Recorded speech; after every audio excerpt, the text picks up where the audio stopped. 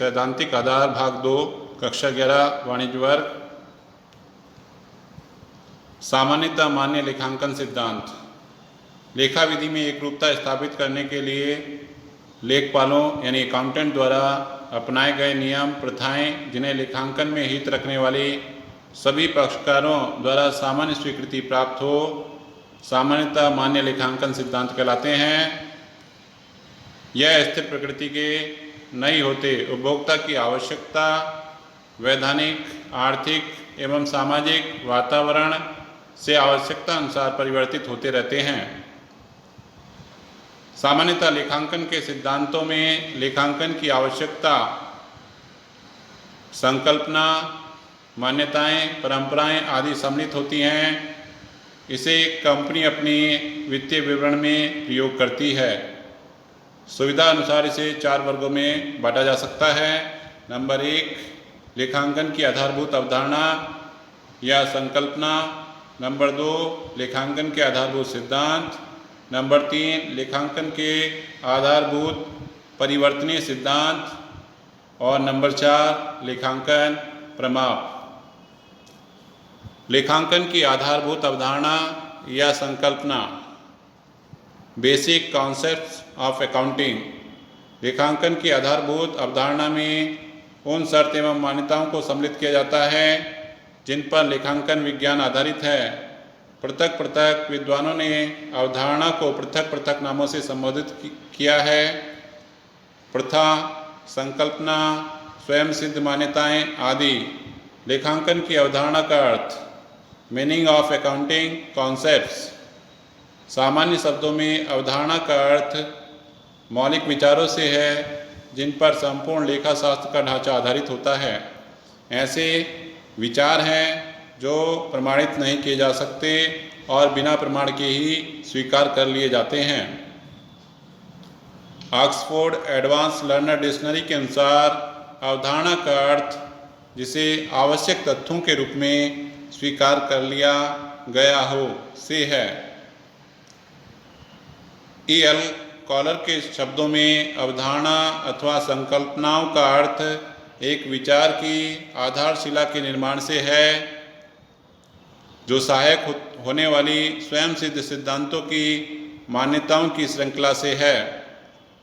उपयुक्त विवेचन के आधार पर यह कहा जा सकता है कि लेखांकन की अवधारणा का आशय विभिन्न व्यवहारों को व्यवस्थित रूप से लेखांकन करने के लिए प्रयुक्त तर्कयुक्त युक्तियां के आधार पर प्रतिपादित विचारों से हैं।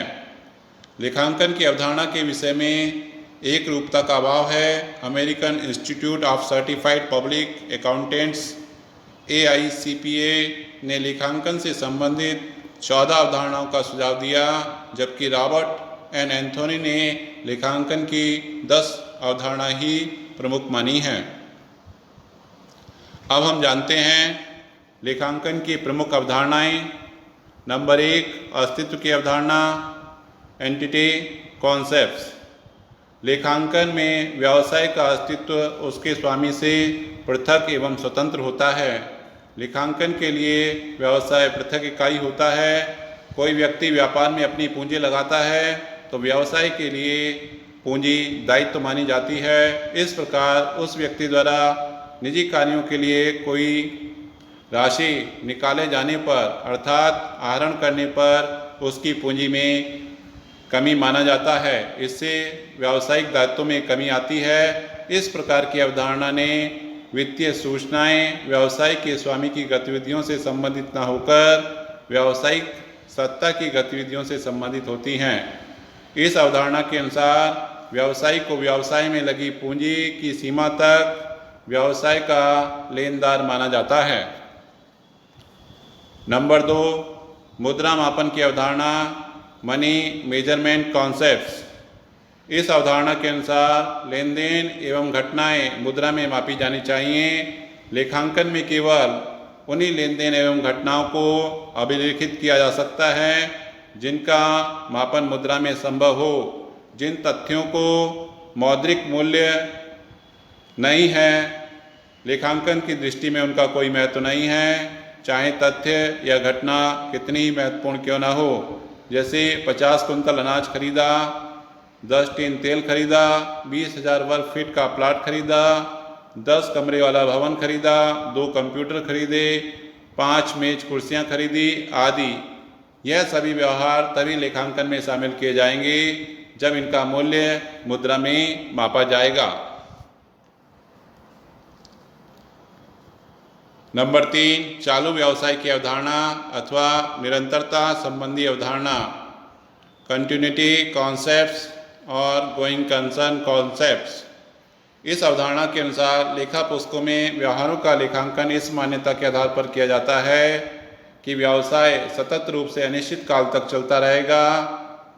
इसका यह कदापि अर्थ नहीं निकाला जा सकता कि व्यवसाय स्थायी एवं अमर है, पर जब तक व्यवसाय के समापन की स्थिति उत्पन्न नहीं हो जाती तब तक ये माना जा सकता है कि व्यवसाय दीर्घकाल तक चलता रहेगा। वर्तमान योजनाओं की पूर्ति तथा दायित्व के भुगतान में वह सक्षम है। व्यवसाय की न तो कोई इच्छा है और न ही कोई आवश्यकता कि उसका समापन किया जाए। गतिविधियों को सीमित किया जाए, इससे व्यवसाय की आर्थिक स्थिति खराब होने या निकट भविष्य में बंद होने की संभावना होने पर भी लेखांकन के समय यह मान्यता रखी जाती है कि व्यवसाय अनिश्चित काल तक चलता रहेगा। परिणाम स्वरूप इससे व्यापार में शीघ्र समाप्त होने के भय से उत्पन्न होने वाली समस्याओं से हमारा व्यापार प्रभावित नहीं होता है। नंबर 4, लागत अवधारणा, कॉस्ट कॉन्सेप्ट्स। इस अवधारणा के अनुसार समस्त स्थायी संपत्ति का लेखांकन उसके लागत मूल्य अथवा क्रय मूल्य पर किया जाना चाहिए। लेखांकन के समय उसके वर्तमान मूल्य या प्रतिस्थापन मूल्य को ध्यान में नहीं रखा जाना चाहिए। आगामी वर्ष में स्थायी संपत्ति पर हास उसके क्रय मूल्य अथवा लागत मूल्य पर ही अपलिखित किया जाना चाहिए। इस अवधारणा में संपत्ति जिस मूल्य पर प्राप्त की जाती है उसका लेखा उसी मूल्य पर किया जाता है तथा ऐसी वस्तु या सेवा जिन्हें प्राप्त करने की कोई लागत न हो उसे पुस्तकों में प्रदर्शित नहीं किया जा सकता, जैसे तकनीकी कुशलता में वृद्धि आदि। नंबर 5, द्विपक्षीय अवधारणा, ड्यूअल एक्सपेक्ट कॉन्सेप्ट्स। इस अवधारणा के अनुसार प्रत्येक व्यावसायिक व्यवहार में 2 पक्ष होते हैं तथा इन व्यवहारों के दोनों पक्षों पर समान विपरीत प्रभाव पड़ता है। एक पक्ष विकलित यानी डेबिट होता है और दूसरा पक्ष यानी समाकलित क्रेडिट होता है। यह एक अवधि एक संपत्ति को प्रभावित करते हैं और दूसरी ओर संपत्ति के विरुद्ध पूंजी अथवा दायित्व को प्रभावित करते हैं।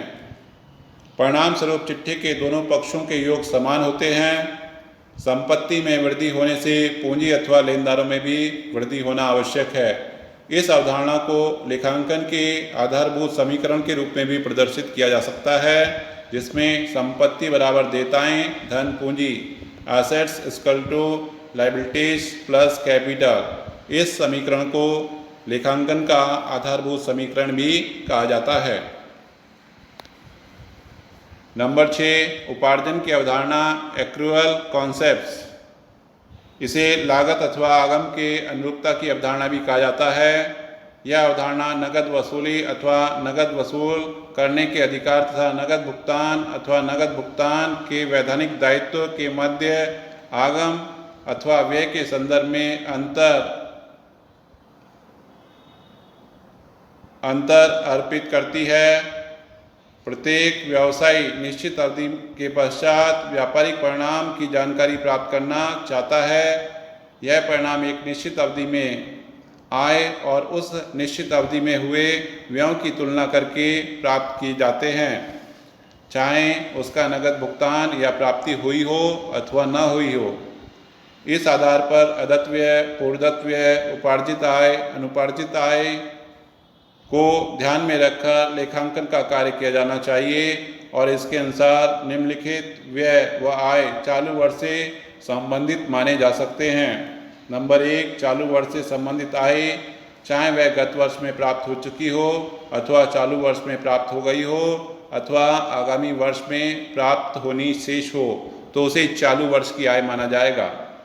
चालू वर्ष से संबंधित व्यय, चाहे वह चालू वर्ष में किया गया हो अथवा गत वर्ष में किया गया हो अथवा आगामी वर्ष में किया जाना शेष हो। नंबर 7, मिलान की अवधारणा, मैचिंग कॉन्सेप्ट्स। लेखांकन का मुख्य उद्देश्य शुद्ध परिणाम की जानकारी प्राप्त करना है। इस अवधारणा के अनुसार एक निश्चित अवधि में अर्जित आगम तथा उस आगम के लिए किए गए व्यय का मिलान शुद्ध परिणाम जानने में किया जाता है। इस अवधि विशेष के लाभ हानि की जानकारी के लिए उस अवधि की समस्त आय, चाहे उसके बदले में रोकड़ प्राप्त हुई हो अथवा न हुई हो, और समस्त व्यय, चाहे उस व्यय का भुगतान रोकड़ में किया गया है अथवा न किया गया हो, लेखांकन आवश्यक है। नंबर 8, अवधि अवधारणा, पीरियडिसिटी कॉन्सेप्ट्स। व्यवसाय का जीवन अनिश्चित होता है, अतः यह आवश्यक है कि व्यवसाय के परिणाम तथा आर्थिक स्थिति को निर्धारण करने के लिए व्यवसाय के जीवन काल को ध्यान में रखते हुए सुविधा अनुसार छोटी छोटी अवधि में विभक्त किया जाए। ऐसा छोटा एवं व्यवहारिक समय चक्र लेखांकन अवधि कहलाता है। यह अवधि इतनी छोटी भी नहीं होनी चाहिए कि बार बार विवरण तैयार करने में कठिनाई हो तथा इतनी बड़ी भी नहीं होनी चाहिए कि लेखांकन की सूचना व्यर्थ होकर रह जाए। वर्तमान में यह अवधि विधान द्वारा निश्चित की जाने लगी है, जो कि 1 वर्ष होती है। नंबर 9, रूढ़िवादिता अवधारणा, कंजर्वेटिज्म कॉन्सेप्ट्स। इस अवधारणा के अनुसार संपत्ति एवं आय का मूल्यांकन इस प्रकार के वैकल्पिक मूल्यों पर किया जाना चाहिए जिससे लाभ कम से कम प्रदर्शित हो सके। इसमें सभी अनिश्चितता, जोखिम, हानियों के लिए व्यवस्था की जाती है, किंतु अनिश्चित या भावी लाभों की कोई आशा नहीं की जाती। इस अवधारणा का उपयोग चालू संपत्तियों के मूल्यांकन में अधिक किया जाता है, जैसे अंतिम स्कंद का मूल्यांकन लागत मूल्य या बाजार मूल्य, दोनों में से जो भी कम हो, पर किया जाता है। रूढ़िवादिता की अवधारणा से 2 बातें स्पष्ट होती हैं। नंबर 1, लेखांकन सभी भावी हानि के लिए व्यवस्था करे किंतु भावी आय को सम्मिलित न करे। नंबर 2, संपत्ति के मूल्यांकन की विभिन्न वैकल्पिक विधियों में से केवल उसी विधि का चयन किया जाए जिससे संपत्ति के मूल्य अन्य विधियों की तुलना में कम निर्धारित हो। नंबर 10, वसूली अवधारणा, रियलाइजेशन कॉन्सेप्ट्स। इस अवधारणा के अनुसार कोई भी आय उस समय अर्जित तथा वसूल हुई मानी जाती है जब वह वसूल हो जाए अथवा उसका वसूल होना सुनिश्चित हो जाए। वसूल होना तब सुनिश्चित माना जाता है जब वस्तु या सेवा का हस्तांतरण ग्राहक को हो जाए। केवल क्रय आदेश की प्राप्ति से आय वसूल नहीं मानी जा सकती। उदाहरण के लिए, यदि किसी ग्राहक से क्रय आदेश अप्रैल माह में प्राप्त हुआ हो, माल मई में तैयार हुआ हो, माल की सुपुर्दगी जून में की गई हो और माल के मूल्य की वसूली अगस्त माह में हुई हो, तो इस अवधारणा के अनुसार माल की सुपुर्दगी व विक्रय जून माह में की गई है, अतः जून माह में विक्रय से प्राप्त आय वसूल मानी जाएगी। नंबर 11, सत्यापन योग्य प्रमाण की अवधारणा, concept of variable objective evidence. इस अवधारणा के अनुसार लेखांकन के अंतर्गत अभिलिखित समस्त तथ्यों की सत्यता की जांच बाह्य प्रमाणों से की जानी चाहिए। बाह्य प्रमाणक से आशय उन दस्तावेज एवं प्रमाणकों से है जिनके आधार पर लेखांकन का कार्य किया जाता है। नंबर 12, प्रकटीकरण की अवधारणा, कॉन्सेप्ट ऑफ फुल डिस्क्लोजर। यह अवधारणा इसके अनुसार व्यवसाय से संबंधित महत्वपूर्ण सूचनाएं पूर्ण रूप से प्रकट की जानी चाहिए ताकि संस्था की वित्तीय स्थिति का सही व स्पष्ट स्वरूप ज्ञात हो सके।